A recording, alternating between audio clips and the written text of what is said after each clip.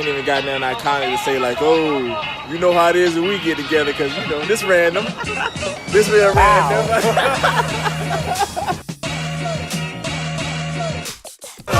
Yeah, I'm here, man. You already know. In New York. You a suspect. Exactly, man. I'm just happy to be here. I just come from the phone and find.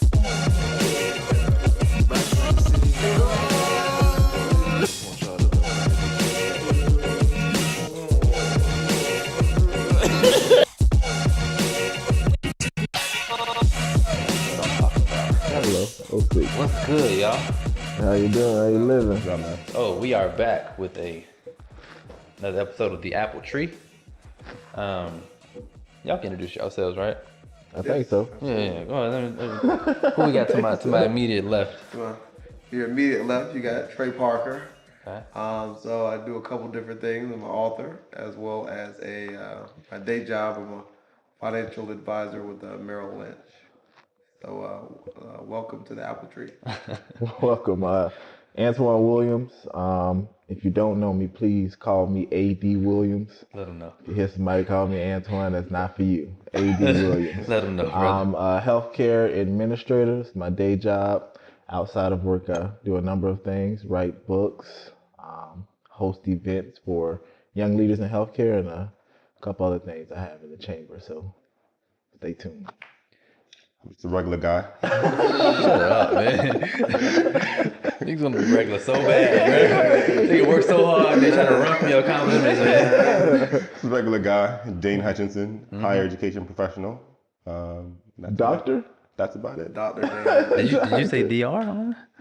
Doctor, from Monday to Friday. That means something. Saturday to Sunday, regular guy. Exactly. That means something. All right, man. Well, I'm glad I finally got y'all in the same space. But there's a level of contentment that one could potentially reach in your journey or your goal or whatever. And so, and that level, that I'm assuming that level of contentment would be where you meet success, right? You know what I'm saying? Where you get to a point where you say, all right, if I stop today, I feel like I was successful. You know what I'm saying? Where is that point for you all? Like, how do you all think you would define that? I mean, you all are in kind of different areas of professionalism. What would you? I don't know. I feel like I struggle with that a lot. Okay.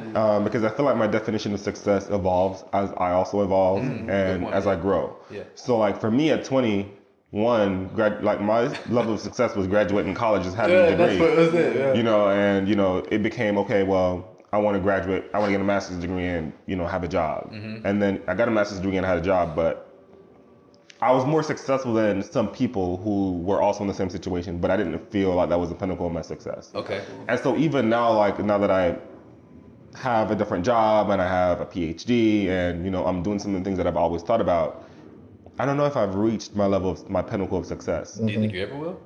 I don't know. Like, I struggle with that. Yeah. Because I feel like you always want to do something else or you always want more. Right.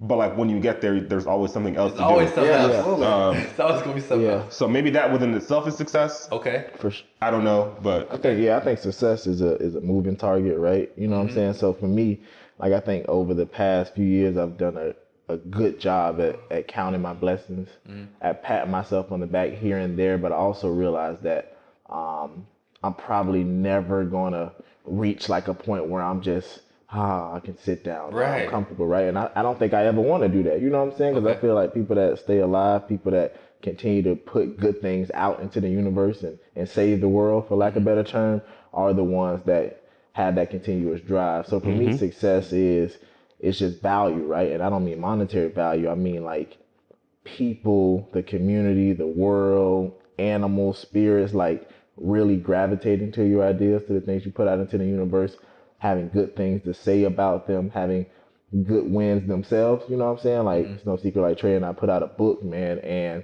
that book didn't do anything really for our pockets. You know what I'm saying? But it did a lot for the ecosystem. Like Lil Duval said, you know what I'm saying? People from the age of 7 to 60 that say, man, I really needed this.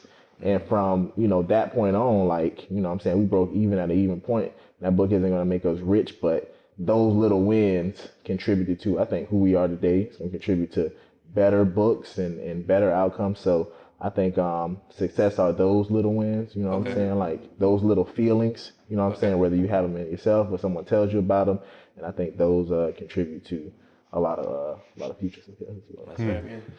What you thinking, Trey? And not to beat a dead horse, but I agree. Like I'm never satisfied, right? Like I'm always going, and I just feel like that's why I never really, or I don't really agree with the idea or this general mindset of just retiring, because it's like, oh, okay, it's over. I worked I worked, and I'm at 60 years old now. I'm done. No, it's like I'm always working. Like even when I'm after the age of 60, I don't want to just sit on my ass. It's like I've been successful in different arenas in my life, but one success turns into another success, turns into another success. So it's just like, and I don't know. I celebrate. I celebrate the wins that I have, and I'm like, man, I did really well there. But I automatically, my mind just thinks differently. Boom, I succeeded. All right, what's next? What's next? What's next? Like that's just how I work. That's how I operate. But that's what keeps me alive too. You know what I'm saying? So that never satisfied mentality is. I think I want to go to the grave with that, because a lot of people are satisfied with their lives, and then that's it for them. And then you just look at them like, man, that's it. Like that's your level of pinnacle, and absolutely not for me. So yeah. That's a good point. So when you say that, the first thing I think about is The Alchemist, and like when they were talking about like the shepherd and the sheep, and like how the sheep they're just looking for like their next meal. You know what I'm saying? They don't really have any like major aspirations, and that's okay. Like they sheep. You know what I'm saying? Yeah. Like there's nothing wrong with being a sheep. Like you live your life, and if you're content, then you're content. And so like you can define that for yourself. But one of the things that we talked about the other day was that some people can consider progression to be success, and that it is a moving target. I guess you would consider it to be. And so like if the aim of doing better, you know what I'm saying, better and better and pushing the envelope, can be considered success, right? And if you're not doing better, maybe you're not feeling as successful. And if you are, maybe you are. Yep. And I guess I guess with that statement, you can consider success to be a feeling, which change all the time. Yeah. But like one of the people that I think about when I think about success is Oprah, right? Yeah. Oprah. So multi-billionaire, she had a show that was very successful, obviously. She retired from that, has a network, which she just sold. Did she? I didn't know she sold her network. Yeah, she did. I think she owns 25% of it now. Okay. At this point. But so I think about the fact that she had a show, like a lot of people would consider that the pinnacle of her success. Yeah. But yet still, she continues to work, she continues to invest, she continues to be someone that people will listen to. Right, Oprah for president. Right, she continues to be an influencer like in our society. So I also like equate that to me. And I think about, there is an interview that she did recently, well not recently, but a while ago, where she talks about when she opened her school in Africa, so she said to Maya Angelou that was going to be her biggest legacy, like after she left. And then Maya Angelou responded to her and said, your biggest legacy is going to be all of the people that you touched. So like, what will people say about you, like when you've reached that level of success, when you're no longer here, kind of thing, is what I take from that. Okay. So I think that's important to think about too. It is like, what do you do with the success when you have it? Yeah. And when you're no longer here to enjoy it. Right. Yeah. Right. What are people going to say about that? What I'm pulling from that statement, bro, is like, what's crazy. What we consider to be our success might not be how somebody else considers to our success. You know what I'm saying? Like what? I'm not even sure if Oprah considers herself to be successful right now. Yeah. You know what I'm saying? I don't think I've ever heard anyone ask her that question. Yeah. Like for real. Like, you know what I'm saying? But she might not, right? But we do, because she's done way more things than we have, that have touched so many more people than we probably have at this point. But that's a really good point. I never really thought about it that way, or even consider like success to be like the facets or like amounts of people that you touch or improve their lives or help their level of success, maybe. I guess exponential success. You have somebody else be successful. Cool, man. Plugs. We got some books. Oh, we yeah. got some advancement league. So what y'all got? So we talked about healthcare. I don't know if you're on social media or Instagram, but please do follow at Advancement League, ADVANCEMENT. Oh, Ooh, advancement. right. Yeah, just a group of young leaders in healthcare looking at ideas in the industry and outside of the industry to really make healthcare better, surrounding ourselves with the right people, collaborating with these big organizations like that have gotten it right, Amazon, Walmart, you name it. We're trying to bring them to the table to make healthcare better. So we're doing that. As you know, Young Fly Foolish, we still have that book available on Amazon, Walking on Air, Success Tips for the Young Fly and Foolish. We'll put it somewhere. And we're working on something special, myself and another young lady for the youth. I won't give too many details there, man, but it's going to be a bestseller, and just want you to stay tuned. We know that power is in the youth and our kids and our children, so let's get their minds thinking about the right things early. So Wow. I'm excited. Yeah, so you already know what it is, man. It's